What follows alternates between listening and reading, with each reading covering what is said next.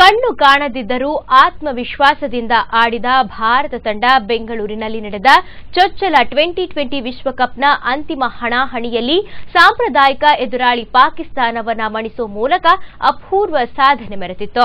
ದೇಶಕ್ಕೆ ಹೆಮ್ಮೆ ತಂದ ಈ ವಿಶ್ವಕಪ್ ಸಾಧಕರ ಸಾಧನೆಯ ಕುರಿತ ಸವಿನೆನಪು 93.5 ರೆಡ್ ಎಫ್ಎಂನಲ್ಲಿ ನಾಳೆ ಪ್ರಸಾರವಾಗಲಿದೆ. ಮೈಸೂರು, ಗುಲ್ಬರ್ಗಾ ಮತ್ತು ಮಂಗಳೂರು ಕೇಂದ್ರಗಳಿಂದ ಇದು ಪ್ರಸಾರವಾಗಲಿದೆ. ಸಾಧನೆಯೊಂದಿದ್ರೆ ಏನ್ ಬೇಕಾದರೂ ಸಾಧಿಸಬಹುದು ಎಂಬುದಕ್ಕೆ ಬೆಂಗಳೂರಿನಲ್ಲಿ ಕಳೆದ ವಾರ ನಡೆದ ಭಾರತ ಅಂತರ ಕ್ರಿಕೆಟ್ ತಂಡದ ಸಾಧನೆಯ ಸಾಕ್ಷಿ. ಕಣ್ಣು ಕಾಣದಿದ್ರೂ ಆತ್ಮವಿಶ್ವಾಸದಿಂದ ಆಡಿದ ಭಾರತ ತಂಡ ಬೆಂಗಳೂರಿನಲ್ಲಿ ನಡೆದ ಚೊಚ್ಚಲ 2020 ವಿಶ್ವಕಪ್ನ ಅಂತಿಮ ಹಣಾಹಣಿಯಲ್ಲಿ ಸಾಂಪ್ರದಾಯಿಕ ಎದುರಾಳಿ ಪಾಕಿಸ್ತಾನವನ್ನು ಮಣಿಸುವ ಮೂಲಕ ಅಪೂರ್ವ ಸಾಧನೆ ಮೆರೆದಿತ್ತು.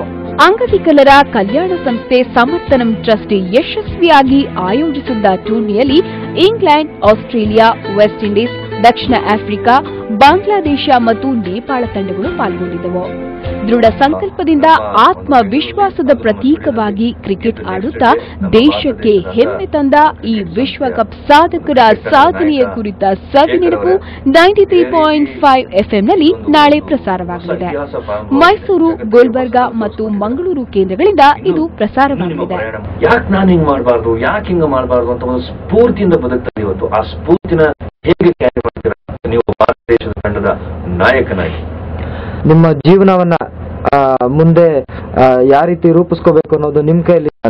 ಬ್ಲೈಂಡ್ ಕ್ರಿಕೆಟ್ ತಂಡದ ನಾಯಕನಾಗಿ ಸೆಲೆಕ್ಟ್ ಆಗಿದ್ದೀನಿ.